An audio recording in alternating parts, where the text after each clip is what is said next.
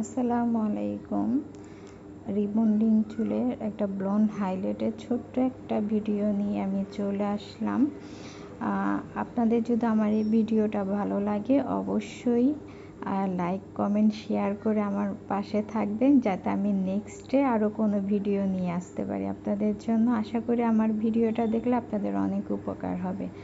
অনেক আপুদের ধারণা যে রিবন্ডিং পরে ব্লন্ড হাইলাইটটা করলে চুলটা পাম হয়ে যায়, চুলটা ফুলে যায়, চুল ভেঙে ভেঙে পড়ে যায় এবং রিবন্ডিংয়ের যে শাইনিং ভাবটা, স্মুথটা নষ্ট হয়ে যায়।